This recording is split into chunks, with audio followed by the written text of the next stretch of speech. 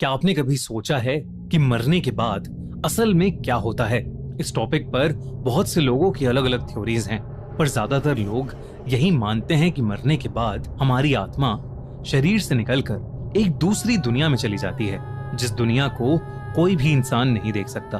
पर अगर कोई ऐसा हो जो उस दुनिया में झांक सके तो? ये कहानी कोलकाता में रहने वाली नोयनतारा की है। नोयनतारा तब बस सिर्फ 6 साल की थी। उस दिन भूत चतुर्दशी का दिन था और इसलिए नोयनतारा अपने परिवार के साथ भगवान भूतनाथ के मंदिर दर्शन करने आई थी। नोयनतारा उस मंदिर में जाते ही इतनी खोसी गई कि उसके परिवार वाले कब मंदिर से निकले उसे पता ही नहीं चला। मंदिर के पुजारी को अचानक किसी जरूरी काम से जाना पड़ा और क्योंकि वो नहीं जानते थे कि नोयनतारा अंदर है, उन्होंने मंदिर बाहर से बंद कर दिया। कुछ ही देर में सूरज ढल गया और रात हो गई। नोयनतारा उस मंदिर के अंदर बिल्कुल अकेली थी। तभी अचानक उस बंद मंदिर के दरवाजे से आर पार होते हुए लोग अंदर आने लगे। देखते ही देखते अंदर एक भीड़ जमा होने लगी। सब लोग बहुत अजीब से दिख रहे थे। ये लोग आम नहीं थे। ऐसा लग रहा था कि ये सब मरे हुए लोगों की आत्माएं हैं। बेहद डरते हुए नोयनतारा मंदिर के कोने से छुप के उन्हें देख रही थी। तभी उसने देखा कि वो सब लोग एक एक करके भगवान भूतनाथ की पूजा करते हुए रो रहे हैं। ऐसा माना जाता है कि भूत चतुर्दशी की रात मंदिर में भूतनाथ की एक बहुत बड़ी पूजा होती है, जो आत्माएं खुद आकर करती हैं। वो आत्माएं अक्सर अपनी मुक्ति की आस में वहां आती हैं।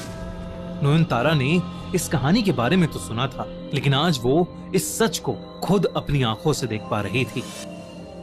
तभी उनमें से एक आत्मा का ध्यान नोयनतारा पर गया और वो गुस्से से उसे देखने लगा।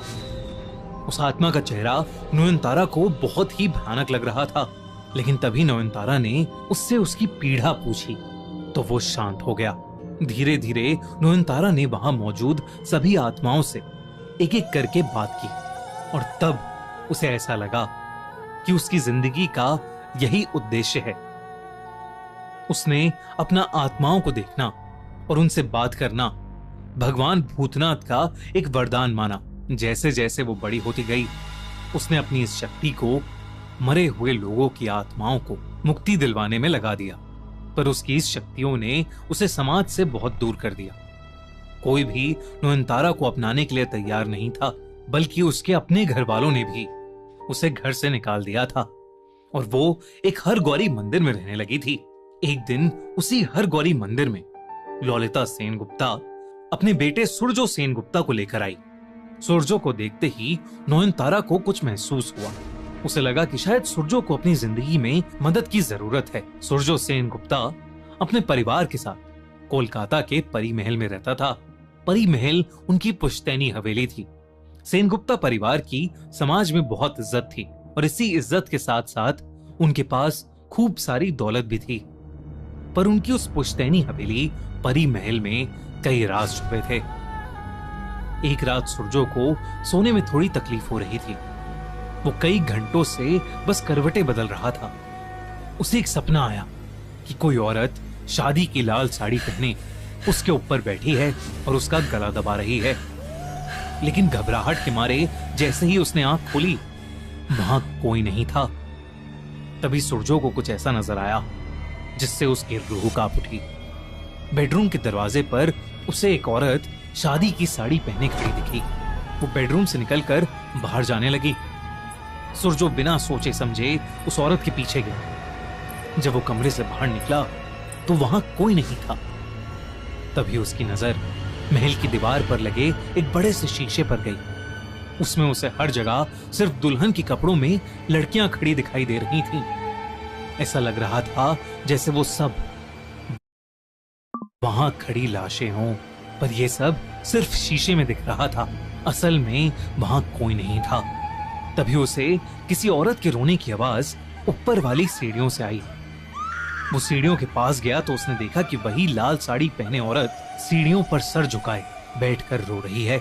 वो और पास गया तो उसे उस लड़की के पैर दिखे जिन पर मेहंदी लगी थी। मानो किसी दुल्हन के हों। इससे पहले कि सुरजो उससे कुछ पूछता, उसकी आंखों के सामने वो पैर उल्टे हो गए और तभी उस लड़की ने सुरजो को घूर कर देखा। सुरजो उसका चेहरा देखकर सुन पड़ गया था, क्योंकि वो और कोई नहीं बल्कि उसकी मरी हुई मंगेतर शाओली थी। ये देखकर सुरजो अपनी नींद से उठ गया। वो असल में एक बहुत बुरा सपना देख रहा था। उस दिन के बाद से सुरजो को ऐसे ही बुरे सपने आने लगे थे। इसीलिए सुरजो को हर गौरी का आशीर्वाद दिलवाने के लिए सुरजो की मां ललिता उसे पास के एक हर गौरी मंदिर ले गईं और उसी मंदिर में उनकी मुलाकात नयनतारा से हुई। ललिता ने नयनतारा को देखते ही समझ लिया था कि सुरजो की जिंदगी को ये लड़की ही बदल सकती है। इसलिए उसने नयनतारा और सुरजो की शादी करवाने का फैसला किया। शादी के बाद सुरजो नयनतारा को परी महल में ले आया था, लेकिन नयनतारा को जरा सा भी अंदाजा नहीं था कि परी महल में कितने सारे साए और कितने सारे राज उसका इंतजार कर रहे हैं। पर परी महल में भी उन सायों को यह नहीं पता था कि नयनतारा कोई मामूली लड़की नहीं है। नयनतारा सुरजो से शादी करके बहुत खुश थी, पर सुरजो ऐसा महसूस नहीं करता था। शादी की पहली रात ही सुरजो ने नयनतारा को कह दिया था कि उसने ये शादी सिर्फ अपनी मां ललिता के कहने पर की है। नयनतारा को इस सुनकर बहुत बुरा लगा, पर वो जानती थी कि समय के साथ वो सुरजो का दिल जीत लेगी। उस रात नयनतारा पानी पीने के लिए किचन गई। जैसे ही वो वापस कमरे में लौटी, नयनतारा का दिल दहल गया। सुरजो के बिस्तर के ठीक ऊपर एक लड़की हवा में तैर रही थी। उसने एक शादी का जोड़ा पहना हुआ था और उसकी आंखें गुस्से से लाल थीं। नयनतारा ने उसे देखते ही कहा, कौन हो तुम? मेरे पति से दूर हो जाओ। उस लड़की ने तुरंत नयनतारा की तरफ मुड़कर देखा और कहा, तू मुझे देख सकती है, कौन है तू?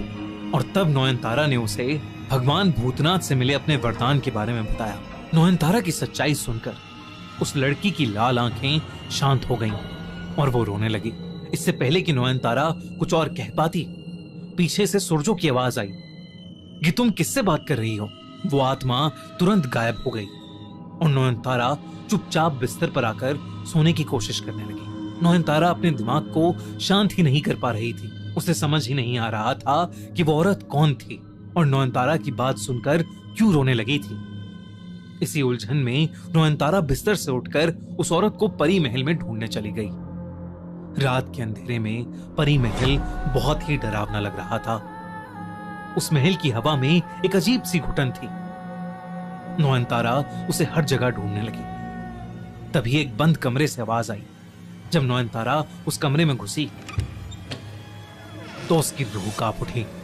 उस कमरे में बहुत सी लड़कियां शादी के जोड़े में खड़ी हुई थीं और नयनतारा को देखते ही उल्लू ध्वनि निकालने लगी।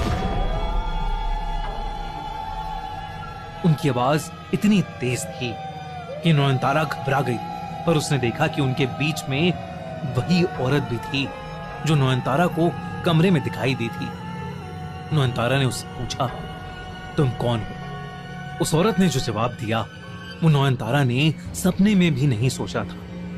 उसने बताया कि मरने से पहले उसकी शादी सुरजो से होने वाली थी, पर शादी से पहले ही सुरजो ने उसे जान से मार दिया। उसने कहा कि उसे मुक्ति तभी मिलेगी जब वो अपनी मौत का बदला सुरजो को मार कर लेगी और नयनतारा को उसकी मदद करनी होगी। उसने ये भी बताया कि परी महल में बहुत सारे राज छुपे हैं।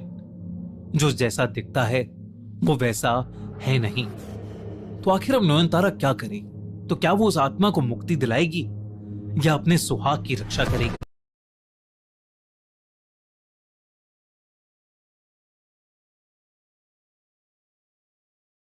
क्या है आखिर परी महल का राज? और क्या सच में सुरजो ने अपनी होने वाली पत्नी को जान से मारा था? ये सब कुछ जानने के लिए देखिए नयनतारा 9 जून से हर रात 8:30 बजे सिर्फ कलर्स टीवी पर।